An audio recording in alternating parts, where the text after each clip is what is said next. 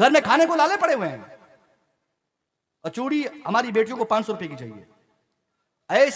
ऐसी ऐसी क्रीम अगर आजकल आ गई हैं, उस क्रीम की खरीदारी जो होती है ना, सबसे ज्यादा मुस्लिम बच्चियां खरीदती हैं।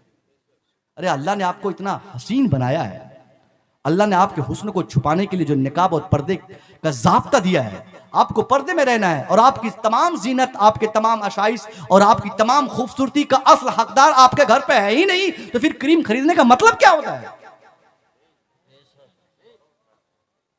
कहीं ना कहीं तो आपकी नीयत गलत है। इसलिए अगर आपके शौहर घर पे रहे, खूब सज के संवर के उनके सामने रहें, कोई नहीं रोकने वाला, जितने जेवरात हैं सब पहन लें अपने शौहर को राजी करने के लिए। मगर यहां होता क्या है, शौहर बेचारा जब तक घर पे रहता है तो कभी जेवर नहीं निकलते बाहर, सारे जेवरात सूटकेस में बंद हैं। शौहर बेचारा जैसे घर से गया, और इस बेचारी को कहीं शादी में जाना हो, कहीं मार्केट जाना हो, कहीं फंक्शन में जाना हो, घर से बाहर जाना हो, तो अच्छे अच्छे कपड़े निकलते हैं, सजती हैं, संवरती हैं। नहीं, इस्लाम ने जो जहन दिया है, सुनो ये आपके लिए पैगाम है।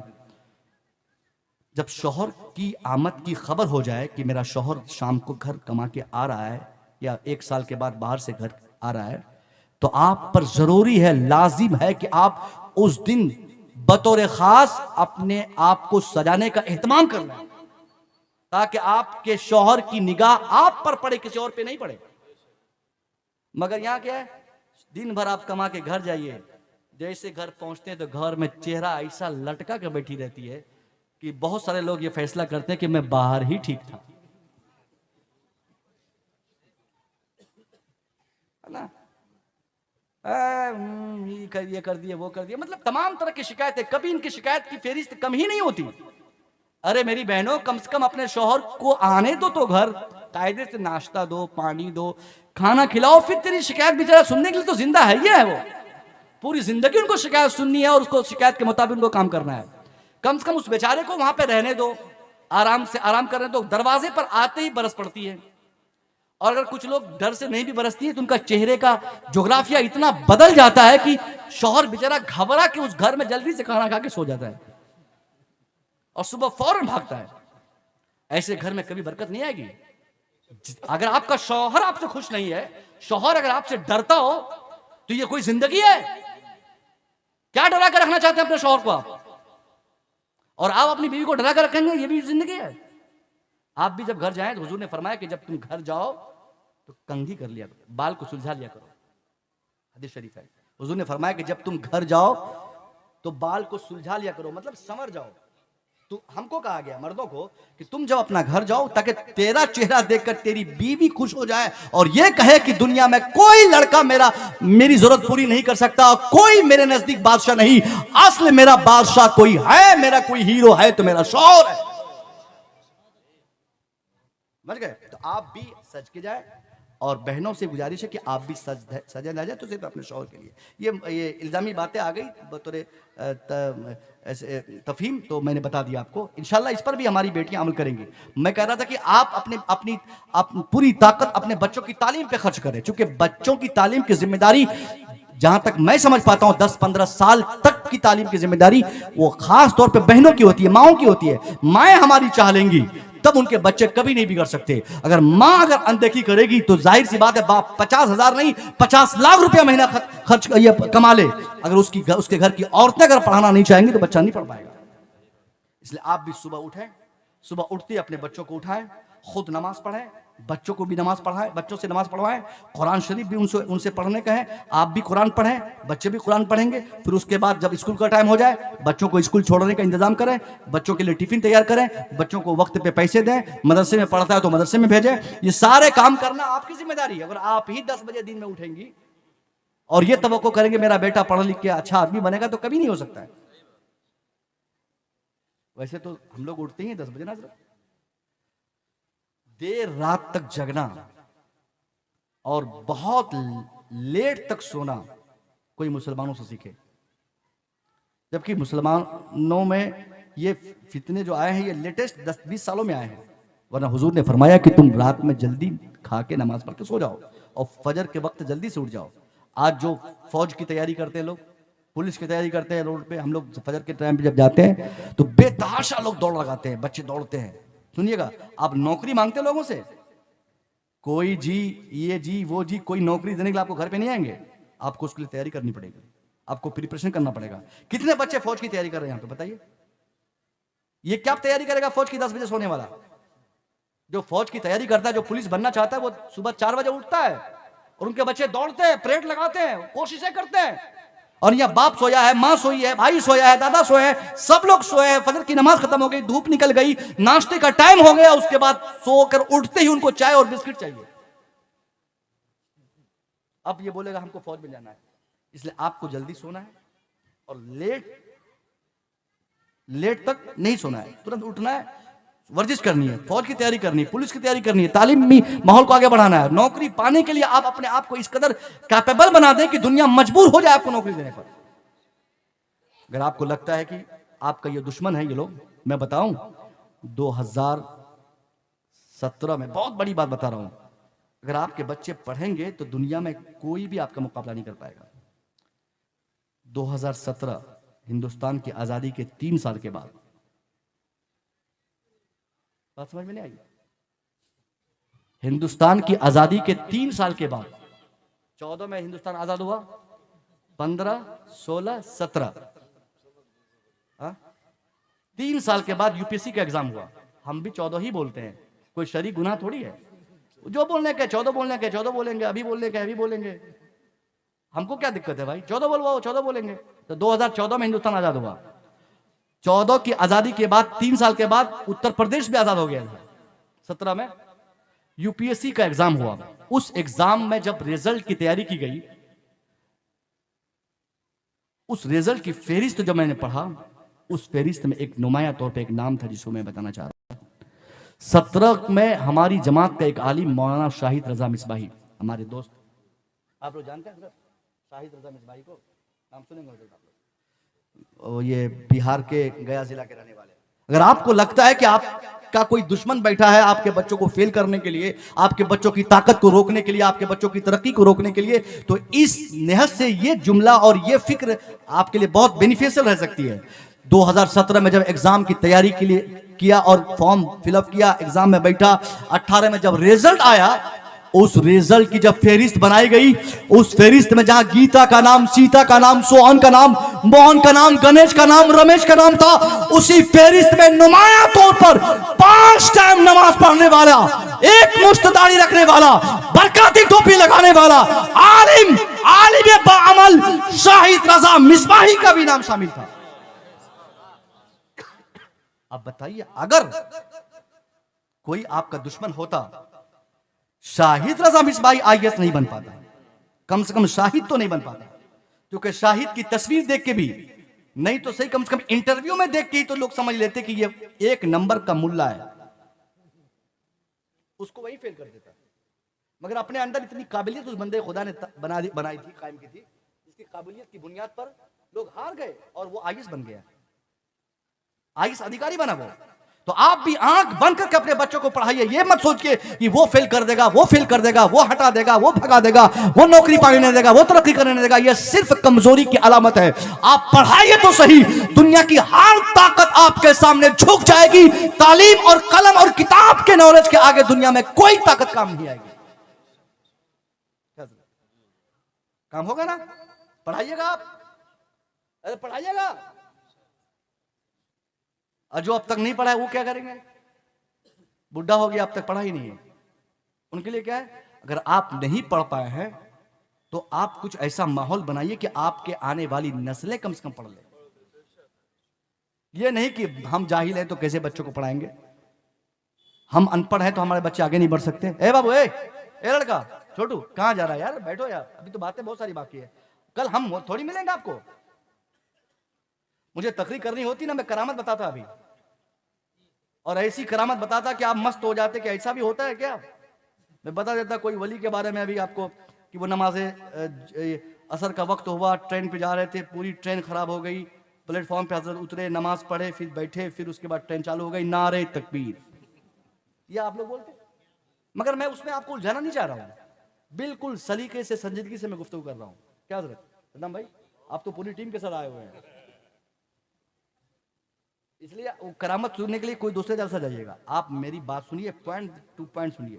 ये तो तालीम की बात हुई। दूसरी सबसे बड़ी बात तरबियत के हवाले से जो कही जाती है, उसकी कमी आज की तारीख में बहुत ज्यादा है। तरबियत याफ्ता मुसलमानों के बच्चे बहुत कम आपको मिलेंगे। बदतमीजी, गालीबाज, बेढंगा, छोटे बड़ों की कोई तफरीक नहीं, ये बेशतर बच्चे मुसलमानों के है कि नहीं? बोलिए, कोई अदब है, कोई तरीका है, कोई मुसलमानों के बच्चों को जीने का सलीका है? कुछ नहीं हमारे समाज में। ये देखिए हमारे शायर साहब आ गए, गजाली साहब। नारे तकबीर, नारे रिसालत, जश्न आमद रसूल, उलमाए अहले सुन्नत, शायर इस्लाम गुलाम गौस गजाली साहब क़िबला। आप देख रहे हैं शायर अहले सुन्नत की आमद हो चुकी है। आप इत्मीनान से हजरत की तकरीर सुने, बाद में शायर इस्लाम का कलाम सुना। अब तो भागे नहीं ना, शायर साहब आ गए हैं, है कि नहीं? शायर को कम से कम देख के भी तो लुटते हैं। अल्हम्दुलिल्लाह आजकल हम लोगों की तकरीरें समझ लीजिए कि शायरों के हवाले से सुनी जाती है। अगर जलसे में शायर हजरात नहीं रहे तो ये लड़के नहीं रहेंगे। कम से कम शायरों को बुलाया जाता है और उनके बहाने से हम लोगों की तकरीरें सुन लेते हैं। इसीलिए तो जलसे कभी भी होते हैं तो खालिस तकरीरी जलसे नहीं होते हैं, खालिस मुशारा हो जाता है और वो कामयाब भी रहता है। क्या फकीर साहब? और वो सबसे ज़्यादा कामयाब समझा जाता है। मगर अगर खालिस तकरीरी प्रोग्राम रख दिया जाए तो ये नज़र आएंगे लोग, गलत बात, कोई नज़र नहीं आएगा, कमेटी के सिवा कोई नहीं रहेगा। इसलिए शायर लोगों को रखा कीजिए जलसों में। उनको अब तो तरतीब बदल गई है कि कम से कम शायर को रख के बैठा के तकरीर लोग करवा देते हैं और इसी तनाजुर में लोगों को जो पैगाम मिल जाते हैं। ये शुक्रिया आप लोगों का। क्या सही है। तो ये आ गए हैं, इंशाल्लाह इनकी नातखानी होगी। अब कीमती बात, आखिरी बात, फैसला कुन बात, तरबियत की जो कमी मैंने बताई आपको इस तरबियत के हवाले से जिंदा रहना है, जिंदा दिल होना है। आपको खुद ऐसा फैसला करना है कि आपके बच्चों को तरबियत दिलाने के लिए आप ही काफी हो, दूसरी जगह से तरबियत की भीख मांगने की आपको जरूरत नहीं पड़े। आप ऐसी जिंदगी गुजारें, ऐसी पाकीज़ा जिंदगी आपकी हो जाए कि आपको देखकर आपके बच्चे सबक सीख लें। आपको कह रहा हूं मेरी बहनों, आप भी एक ऐसी पाकीज़ा जिंदगी गुजारें कि आपकी बेटी को किसी से अदब सीखने का और सिखाने की जरूरत नहीं पड़े। आपको देखकर आपकी बेटियां सीख ले कि उसको करना क्या है। अगर आप खुद मोबाइल चलाओगी तो ये ताकत आप में हासिल नहीं होगी कि आप अपनी बेटी को बना कर सको कि बेटी मोबाइल मुजिर है। अगर आपका खुद एक अकाउंट होगा, फेसबुक पे एक अकाउंट होगा। अभी मैंने देखा इंस्टाग्राम पे एक 80 साल की तकरीबन बुढ़िया इंस्टाग्राम पे, बोलिए तो मैं दिखा दूंगा जलसे के बाद, है ना। उस बुढ़िया को किसी ने रील बनाकर डाल दिया। उसने कहा, कोई गाना गा रही थी वो, उसने कहा कि दादी नमाज पढ़ ले, इबादत कर ले, वरना ये मत कहना कि मेरी पिटाई हो गई। दांत टूटे हैं, दिखाई नहीं दे रहा उसको वो रील्स बना रही है। अब जिस घर की औरतों के ये हालात होंगे, उस घर की बच्चियां लोफड़बाज नहीं होगी तो कौन होगी? फिर आप कहोगे, गिनती करोगे कि हजरत इतनी बच्चियां भागी, उतनी बच्चियां भागी। अरे भागी क्यों? वही मोबाइल ने भगवाया है, उसी मोबाइल ने रास्ते हमवार किए हैं। उस मोबाइल को आपने छीना क्यों नहीं? क्यों 9th में, 10th में, 11th में पढ़ने वाली बच्चियों को शादी से पहले आपने मोबाइल पकड़ाया है? क्यों नहीं आपने इसको तरबियत के सांचे में डालकर और तरबियत के सिलेबस में आपने इस मोबाइल की दुनिया से अपने बच्चों को रखकर अलग करके आपने क्यों नहीं इसको तरबियत दी है? यह भी तरबियत का एक खास हिस्सा है कि आपके बच्चे मोबाइल कम इस्तेमाल करें या तो बिल्कुल इस्तेमाल नहीं करें। बच्चे चाहे लड़की की सूरत में हो या लड़के की सूरत में, दोनों के लिए मोबाइल मुझे है। यहां होता क्या है, बाप गया दिल्ली कमाने के लिए, 10,000 रुपया महीना कमाता नहीं है, अब 20,000 का मोबाइल बेटी को, 20,000 का मोबाइल बेटा को भेज दिया। अबे जालिम, तू कमा रहा है, तेरी कमाई में बरकत हो, मैं दुआ करता हूं, मगर तेरी कमाई का मतलब यह नहीं कि तेरी नाबालिग बच्चियां और ये नाबालिग बच्चे तो तेरे ये मोबाइल की दुनिया में अपने आप को खो दें। पहले गैरों की बेटियां रील बनाती थी, गैरों की बच्चियों के अकाउंट्स होते थे फेसबुक पे। अब हमारी बच्चियों के जितने पहले निकाब पहन के 2-4 गाने हिट हो गए, वायरल हो गए, तो निकाब की पट्टी खोल के, उसके बाद मुकम्मल निकाब खोल के, उसके बाद नहुसत पे उतर के, उसके बाद उरियानियत पे उतर के, हमने कौन सी ऐसी बदतमीजी नहीं जिसमें हमने दूसरों के मुकाबले में अपने आप को सबसे आगे करके अपनी पेशकश भी नहीं दिखाई। हाथ जोड़ के आपसे कहता हूं, आप टाइट हो जाओ। आप जिस दिन फैसला कर लोगे कि मेरी बेटी मोबाइल नहीं चलाएगी, नहीं चलाएगी उस दिन से। आपके सामने बेटियां बात करती हैं, आपके सामने पूरी पूरी रात एक बेड पर मां सो रही है, उसी बेड पर बेटी सो रही है, वो एक पिलो है, एक तकिया है, एक बेडशीट है, एक कमरा है, उसी कमरे में मां है, उसी कमरे में बेटी है, और फिर मां बाद में बोलती है कि मुझे पता नहीं था बेटी के रिश्ते कहां थे। तेरी आंखें फोड़ दी गई क्या? तू अंधी हो गई थी? तेरी बेटी के पास मोबाइल था, तुझे खबर थी, मगर तूने इसे यह समझा कि वो लड़का कितना अच्छा है जिसने मेरी बेटी को मोबाइल गिफ्ट किया है। अरे तू अगर मां होने का हक अदा करती ना, पहली शाम को जिस दिन तूने देखा था कि मेरी बेटी छत पर चढ़ के किसी से बात कर रही है, उसका बाल पकड़ के कायदे से जूती निकाल के 5 जूती अगर उसके सर पे तू अगर पहली शाम को मारती, तो आज 18 साल की उम्र में तेरी बेटी घर छोड़कर घरों के साथ नहीं भागती। पहले तूने अपनी बेटी को भागने पर आमादा किया है, और एक बच्ची के भागने की वजह से पूरे मुस्लिम माशरे का सर झुक जाता शर्म से। बोलने की ताकत हम लोगों में नहीं होती, सिर्फ अखबारात और फेसबुक के जरिए हम लोगों को यह खबर दे दी जाती, इंफॉर्मेशन दी जाती है, बस आप फलाने जगह की लड़की भाग गई। हम क्या कर सकते हैं? हम तो बोल सकते हैं ना, हम आपकी बेटी को पीट नहीं सकते हैं, आप पीट सकते हैं, आप मार सकते हैं, आप मारिए, मार के सुधारिए। तरबियत में पिटाई भी है, मोहब्बत की जगह नहीं है। यह नहीं कि प्यार से कि बेटी कहां बात कर रही थी, नहीं करनी चाहिए बात, ये लुचुर पुचुर वाली बात नहीं। जैसे गलती देखे तुरंत सजा दे, और पहली गलती पर तो जोरदार तरीके से सजा दे। क्या सर? पहली गलती पर कोई माफी नहीं, पूरी कंप्लीटली आपको हक है कि आप उसको सजा दें। नबी ने फरमाया ना कि भाई मन रा मिनकुम वाली हदीस जो मैंने पढ़ा था, अपने हाथ की ताकत का इस्तेमाल करना, मतलब लाठी डंडा उठा के बेटी को मारे। जिस दिन आपने यह शौर पैदा कर लिया बेटी को पीटने का, याद रखिए फिर आपके शौहर और आपके समाज इस शौक से जिंदा रहेंगे कि फिर एक घर की बेटी बदतमीजी नहीं करेगी, एक घर की बेटी बदतमीजी नहीं करेगी। और शर्म की बात तो ये साहब हद हो गई। हालांकि भागना तो हर तरह से गलत है, मगर पहले जो बच्चियां भागती थी, अब जो भाग रही है उसमें काफी तब्दीली आई है। अब हमारी बेटियां मजहब नहीं देखती, जात नहीं देखती, बिरादरी नहीं देखती, रिश्ते नहीं देखती, ऊंच नीच नहीं देखती, अकीदा नहीं देखती, आंख बंद करके वो ये फैसला करके अपने घर वालों को खबर देती है। घर वाले मान गए तो ठीक है, वरना जिस चमड़ू से चाहे वो शादी कर ले, कोई मना करने वाला नहीं।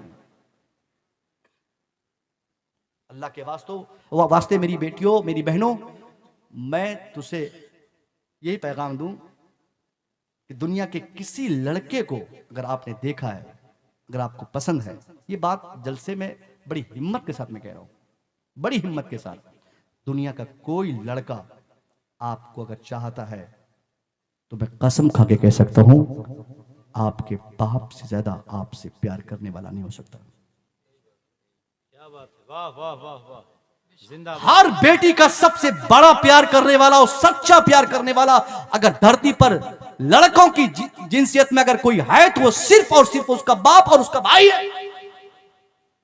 मगर तेरे कदम डगमगा गए, तूने गलत फैसले कर लिए, किसी की अपाची देखकर, किसी का पल्सर देखकर, किसी की गाड़ी देखकर, किसी का चेहरा देखकर, किसी की दौलत देखकर, किसी के पैसे देखकर, किसी के कार देखकर तेरे जो डिसीजन और फैसले हुए कि लड़का मेरी जिंदगी पार लगाएगा, ये गलत फैसले हैं, गलत फैसले हैं। अरे जिस बाप ने पैदा किया, उंगली पकड़ के चलना सिखाया, नाम दिया, शौर्य जिंदगी दी, जिस बाप ने सारी चीजें तेरे लिए कुर्बान कर दी, उस बाप की मर्जी के बगैर अगर तूने शादी की है तो वो नहुसत, माँ बाप की नाफरमानी की इतनी खतरनाक नहुसत होगी, करोड़पति लड़का देखकर तू शादी करेगी मगर तेरे हाथ खाक लगेंगे। कभी सच्ची खुशी का मजा तुझे जिंदगी में नहीं मिलेगा, क्योंकि तूने अपने बाप को रुलाया है। इसलिए हाथ जोड़ के मेरी बेटियों, ये फैसला मत करो। तुझे नहीं पता तेरी इस हरकत की बुनियाद पर तेरे बाप के दिल पे क्या गुजरते होंगे। 40 दिन नहीं, 40 महीना नहीं, जिंदगी भर एक बाप के लिए ये बहुत बड़ी लानत होती है कि कोई उनको ये कहे कि इसकी बेटी भाग के शादी की है। कौन चाहेगा तुमको तेरे बाप से ज्यादा? एक बात बताऊं, अगर आजमाना हो ना अगर कोई लड़का आपसे कहा हो कि वो तुमसे बहुत मोहब्बत करता है, अगर उनकी मोहब्बत को आजमाना है ना, आज ही फैसला कर लो, कल ही फैसला कर लेना। आप उनके व्हाट्सएप पे कहना, वो कौन सा जुमला बोलता है हजरत? बाबू बोलता है ना, आपको तो पता है ना। क्या बात। बाबू बोला जाता है ना। उनसे कहना कि तूने बोला था ना कि तू मेरे लिए जान देगा, मुझे तेरी जान नहीं चाहिए। मैं अभी लखनऊ गई थी डॉक्टर के पास, अब्बा घर पे नहीं है, भैया भी घर पे नहीं है, बड़ी खतरनाक बीमारी लायक हो गई है, मेरी दोनों किडनी खत्म हो गई है, मुझे तेरी जान नहीं चाहिए, सिर्फ एक किडनी चाहिए। अब मैसेज करना व्हाट्सएप पे कि एक किडनी देगा, बोल।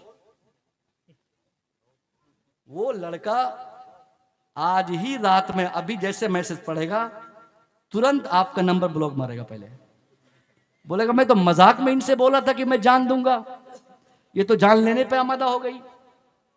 तेरे गांव में आना जाना छोड़ेगा, कोई राब्ता नहीं रहेगा, सारी मोहब्बत सब खाक में मिल जाएगी।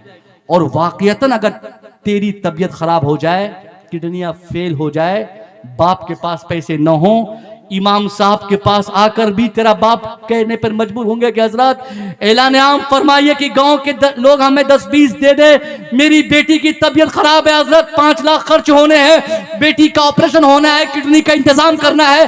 फैसला हो गया। जिसने वादा किया था, दावा किया था कि मैं तेरे लिए जान दूंगा, वक्त जरूरत उसने तेरे नंबर को ब्लॉक कर दिए। और जिस बाप के पास पैसा नहीं, वो भीख मांग के भी तेरा इलाज करने पर आमादा रहेगा। इसलिए असल मोहब्बत कौन कर रहा है? आपका बाप कर रहा है। उस समाज का वो लखेड़ा, वो बदमाश, वो शरीर लड़का नहीं। दुनिया के दूसरे लोग अगर मोहब्बत की बातें करते हैं तो उनको सिर्फ किसी खास चीज से मतलब रहता है, वो चीज की हुसूलियाबी के बाद सारी मोहब्बत काफूर हो जाती है। मगर बाप बेलौस अपनी बेटी से मोहब्बत करता है। इसलिए हर बेटी की जिम्मेदारी है वो अपनी शादी वही करे जिस शादी पर उनके माँ बाप राजी हों। और लड़के के लिए भी ये लवाजिमात सिर्फ लड़कियों के लिए नहीं है, आप लोगों के लिए भी हैं। जिसने पैदा किया उसको मालूम है आपके लिए कौन सी लड़की बेहतर है। ये चंद दिन का छोड़ा ही कह सकते हैं, लड़के छोकरा, वो बोलता है कि हजरत वो लड़की बहुत अच्छी है मेरे लिए, और वो मेरी बेटियां वो भी बोलती है वो लड़का मेरे लिए बहुत अच्छा है। अरे जिसने पैदा किया है उसको ना पता है कि कौन लड़का तेरे लिए अच्छा है, कौन लड़की तेरे लिए अच्छी है। तू कैसे फैसला कर लिया? तूने घर देखा, मकान देखा, दौलत देखी, और क्या देखा? घर वाले अगर शादी कराते हैं तो पूरा खानदान देखते हैं, पूरा तौर तरीका देखते हैं, कौन सी लड़की आपके लिए सुटेबल होगी वो तलाशते हैं। घर वालों को तमाम तकलीफें हो जाए, 2 साल बाद शादी होगी, वो हर तरह की मेहनतें करके शादी कराने पर आमादा होंगे, मगर कभी ये नहीं चाहेंगे कि हमारी बेटी कभी भाग कर शादी कर ले। इंशाल्लाह मैं ये उम्मीद करूंगा कि हमारी कोई बेटी ऐसी हरकत नहीं करेगी, कोई बेटी खाक में मिल जाए वो ऐसी दौलत, जिस दौलत को देखकर आपने शादी की हो और आपके बाप आपकी शादी के बाद रो रहे हो। हमें नहीं चाहिए करोड़पति लड़का, हमें नहीं चाहिए बंगला वाला लड़का, हमें नहीं चाहिए कार वाला और अपाची वाला लड़का, हमें साइकिल चलाने वाला, झोपड़पट्टी में रहने वाला। अगर हमारा बाप उसका हाथ पकड़ा दे तो उसी पे हम खुश होंगे, और वही जिंदगी असल बादशाहत की जिंदगी होगी, क्योंकि माँ बाप राजी होंगे। हमने बहुत सारे ऐसे लड़कों को देखे हैं जो उनके पास पैसों की बरसात है, मगर शाम शराब पी के वो घर आते हैं। और शराब पी के घर आने वाला अपनी बीवी से मोहब्बत भरी बातें नहीं कर सकता, वो शराबियों की तरह बातें करेगा। इसलिए आप लोग भी इस पर ध्यान दें, अपनी बेटी की शादी जब कराएं कहीं पे तो आप दौलत ना देखें, लड़का देखें। लड़का, नौकरी ना देखें, जॉब ना देखें, आप लड़का तलाश करें।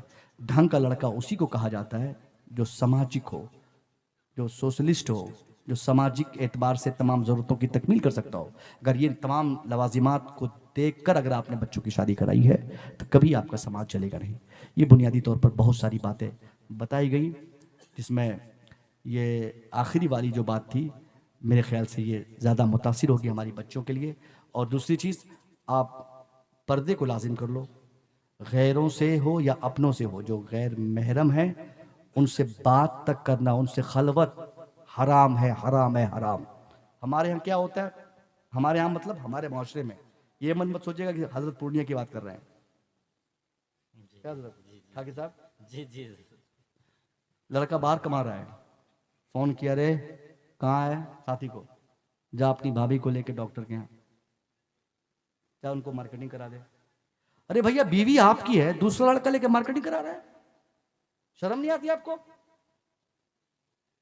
और शौक से लोग अपनी बीवी को दिखाते हैं साथियों को कि ये मेरी बीवी है, फिर उनसे जानना चाहता है कि कितनी खूबसूरत है मेरी बीवी, उनसे पूछता कैसी लगी भाभी। अरे छुपाना चाहिए आपको, बचाना चाहिए अपनी बीवी को दूसरों से। जो जिसको आप अपना दोस्त कह रहे हैं वो दोस्त नहीं है, वो आपका दुश्मन है। इस्लाम ने कहा है कि आपकी बीवी के लिए आपका भाई यानी उस लड़की के लिए उसका देवर सबसे बड़ा दुश्मन होता है। जब देवर को दुश्मन कहा गया है तो सामाजिक तौर पर कोई आपका दोस्त अगर आपके आंगन में आ जाए, आपके घर पे आता जाना उसका, और आपकी बीवी को, आपके घर की बच्चियों को मार्केटिंग कराए, शॉपिंग कराए, डॉक्टर के यहां ले जाए, तो ये समझिए कि आप नाकाम अपनी जिंदगी में।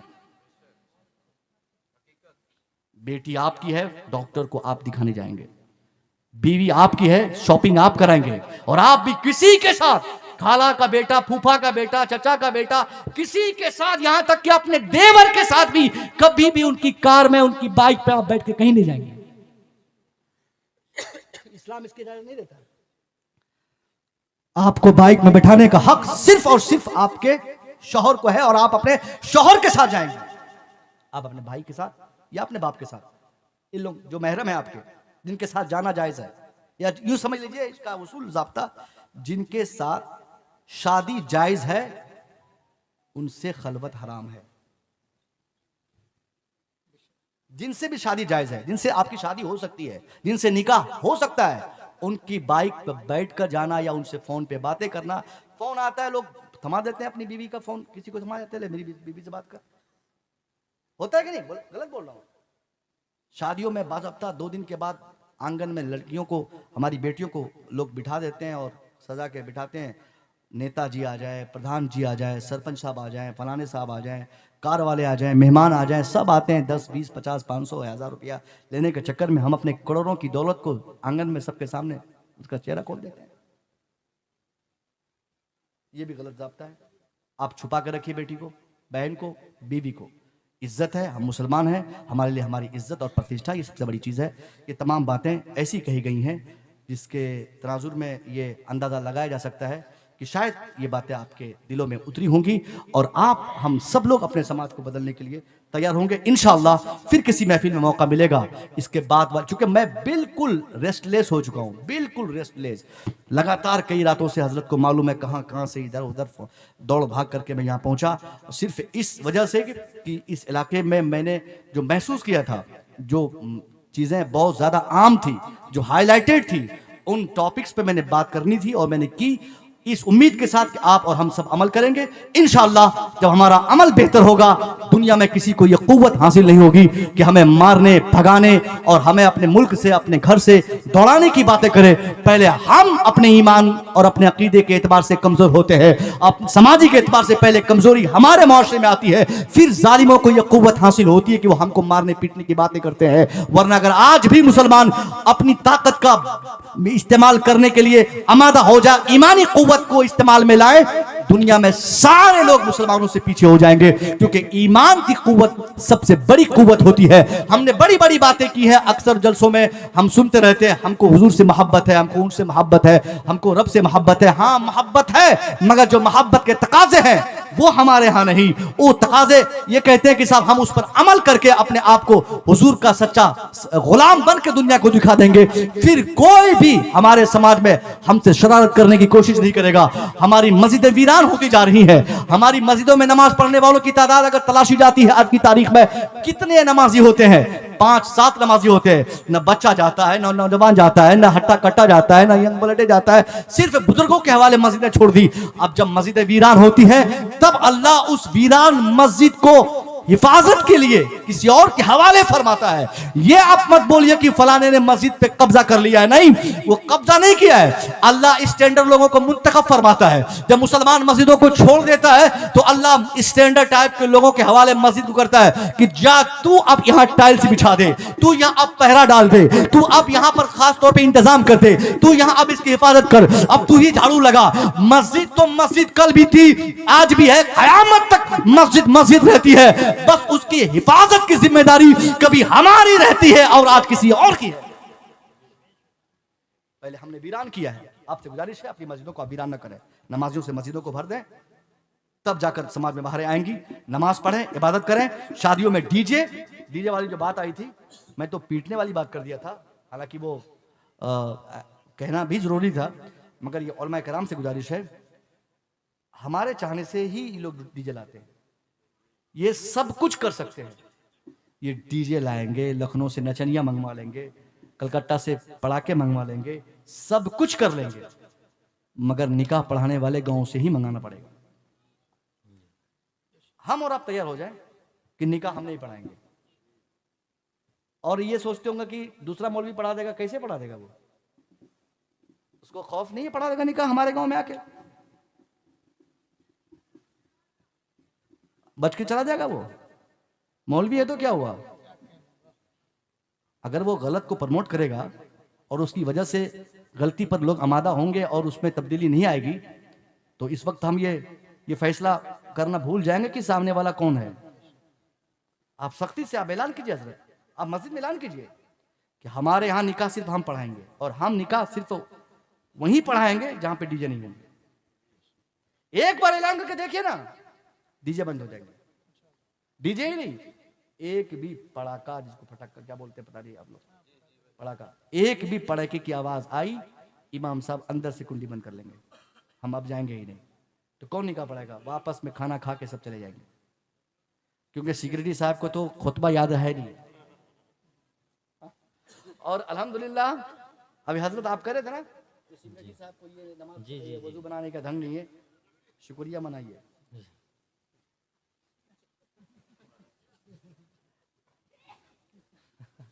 जिस दिन ये सब शौर पैदा हो जाए ना उनमें, फिर आप इमाम नजर नहीं आएंगे।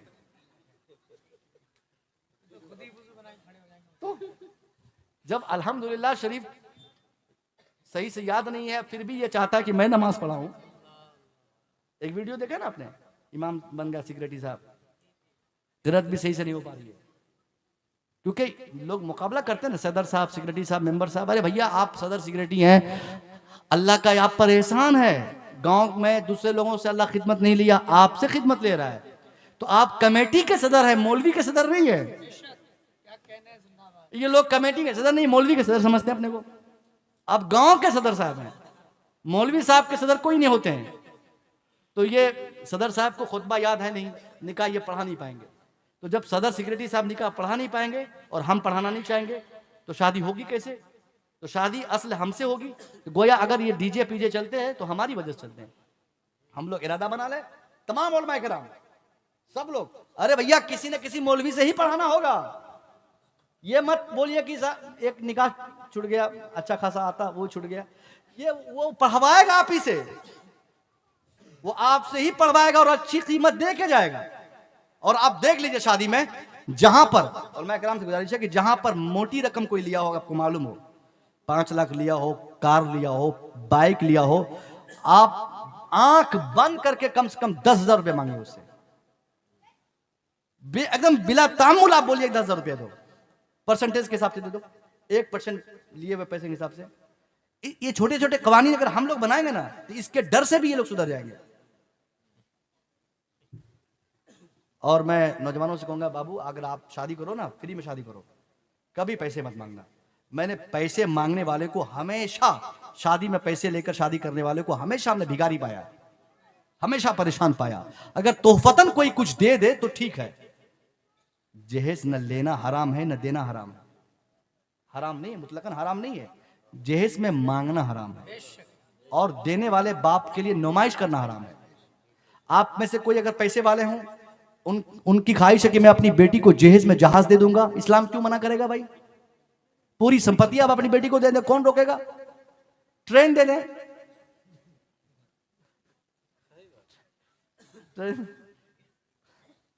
हालांकि ट्रेन नहीं दी जा सकती है, मगर अगर आपको शौक है तो आप दे दें गिफ्ट करके। लालू ने इरादा किया था, जब रेल मंत्री था ना, उसकी बेटी की शादी हो रही थी, जुगाड़ नहीं लग पाया, वरना वो जुगाड़ लगा कि हमारे यहाँ का लालू अपनी बेटी को 2-4 ट्रेन उसके नाम लिख देता है। हाँ, इरादा किया था वो, नेता लोगों के हाथ में सारी चीजें रहती, लेकिन सोचा कि बाद में फंस जाऊंगा तो नहीं किया। तो आप कुछ भी देते, मना नहीं है। मना क्या है? आप एक चीज और सुनिए, हमारे यहाँ क्या होता है, शादी से पहले 10 दिन पहले सामान खरीदे जाते हैं, सामान को दरवाजे पर रखा जाता है, हर आने जाने वालों को दिखाया जाता है, उसकी नुमाइश कराई जाती है।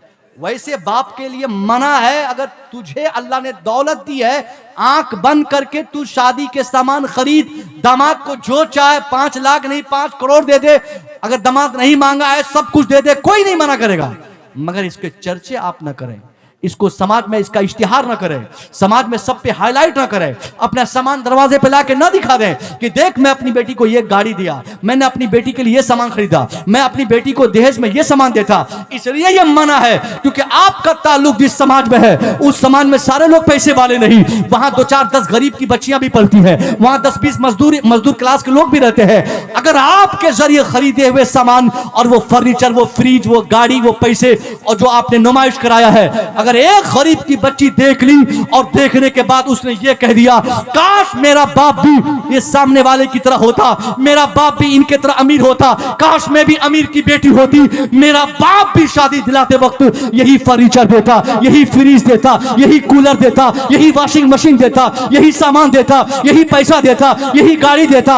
अगर वो गरीब की बच्ची आपके दरवाजे के सामान को देखकर अगर एक सिसकी ले ली और रो दी तो समझिए कि आप गरीबों की लानतें आप पर पड़ेंगी, बददुआएं आप पे पड़ेंगी। और यही इस्लाम में मना और हराम है। इस्लाम ने हमको समझाया है अगर समाज में कोई खातून बेवा है, बेवा के सामने उस गैर बेवा खातून के लिए कहा गया है तू कभी सज के मत जा, चूड़ी पहन के मत जा, उसके सामने सवर के मत जा, वरना उसको अपने शौहर की याद आएगी। इसी तनाजुर में यह कहा जाता है आपको अगर अल्लाह ने ताकत दी है, पैसा दिया है, जो देना है अपने दामाद को दीजिए, इश्तिहार मत कीजिए, प्रचार मत कीजिए। आपके प्रचार से अगर किसी गरीब की बेटी का दिल दुखेगा तो गुनाह आपको होगा, आपको होगा, इताब आप पे पड़ेंगे, ये उसका नुकसान आपको होगा और ये मजहबी नुकसान संभालने के काबिल आप नहीं बनेंगे। अगर कोई शख्स एक दिन के लिए भी एक चीज की लेकर ये कह दे कि अल्लाह उसको अमीर बनाया, मुझे तूने क्यों गरीब बनाया। हमारे यही होता है ना, पूरा सामान बिछा दिया जाता है, हजरत ये मैंने दिया बेटी को, वो दिया बेटी को, वो पेश किया बेटी को, वो पेश किया। नहीं, चुपके से दीजिए, किसी को देखने ही मत दीजिए, किसी का दिल टूटेगा ना उससे। और इस्लाम दिल तोड़ने से मना किया है। एक मर्तबा हुजूर की महफिल में एक साहबी दौड़ के आए, बोले हुजूर मेरा बच्चा गायब हो गया, आखिरी बार मेरा बच्चा गायब हो गया, मैं सुबह से खोज रहा हूं, मिल नहीं रहा है। हुजूर आप दुआ फरमा दें कि मेरा बच्चा मिल जाए। हुजूर दुआओं के लिए हाथ उठाने ही वाले थे कि उसी मजलिस मुस्तफ़ा से एक साहबी खड़े, उन्होंने कहा कि हाँ मैंने अभी तेरे बेटे को सामने गार्डन में खेलते हुए देखा है दूसरे बच्चों के साथ। अब जो शख्स सुबह से अपने बेटे को तलाश रहा हो और उस बेटे की गुमशुदगी की वजह से काफ़ी परेशान रहा हो, जब उसके मिलने की खबर उसको मिलेगी तो वो आदमी दौड़ के तो जाएगा बच्चे लेने के लिए। वो साहबी दौड़ के अपने बच्चे की तरफ बढ़े। हुजूर ने फरमाया कि उनको रोको। बुलाया गया, कहा हुजूर आपने बोला कहाँ, कहा क्यों, कहाँ इतनी तेजी से दौड़ के जा रहे हैं। कहा हुजूर बच्चा वहाँ बागीचा में खेल रहा है, उसको लेने जा रहा हूँ। कहाँ जाओ, मगर एक पैगाम ले लो, अपने बेटे को जब तुम गार्डन में खेलते हुए देखोगे तो उसको बेटा कह के मत बुलाना। ये किस कदर हिकमत थी हुजूर की, सुनिए गौर से। हुजूर ने फरमाया कि अपने बेटे को बेटा कह के मत बुलाना। अब एतराज होगा ना, भाई बेटा मेरा है, मैं बेटा नहीं कहूं तो कौन कहेगा, हमको पूरा हक है ना बेटा कहने का। साहबी ने एतराज किया, हुजूर इसकी हिकमत कहा, तुम नहीं जानते कि तेरा बेटा जहां खेल रहा है वहां पे औरों के बच्चे भी होंगे और उनमें से कुछ बच्चे ऐसे भी होंगे जो यतीम होंगे। तू बहुत देर से अपने बेटे से अलग है, तू जब बेटा जुमला बोलेगा, मेरा बेटा कहां है ये कहेगा, इसके कहने में लताफत होगी, संजीदगी होगी, गंभीरता होगी, शिद्दत होगी, मोहब्बत होगी, अखुवत होगी, इसमें एक तरह का प्यार होगा। और इस प्यार भरी आवाज को सुनकर मुमकिन है उस अंजुमन में कोई यतीम ये ना महसूस कर ले काश मेरा बाप भी जिंदा होता तो यही मोहब्बत भरी आवाज देकर मुझे भी पुकारता। इसलिए हुजूर ने मना किया था। तो आप भी अगर शादी कराते हैं खूब खर्च करें, लेकिन आराम से, इंशाअल्लाह किसी महफिल में मुलाकात होगी तो बातें होंगी। बहुत बड़ी बात है आपने समात की, बहुत अच्छा खिताब आपने सुना, और वो भी ऐसे माहौल में जब आपके खुसूसी शायर बैठे रहे और आपने तकरीर सुनी। यह आपकी बहुत बड़ी कुर्बानी कहूँ या करामत कहूँ, मेहरबानी है। इंशाअल्लाह किसी दूसरी महफिल में अस्तगफिरुल्लाह रब्बी मिन कुल्लि ज़ंबि व अतूबु इलैहि। अस्सलामु अलैकुम।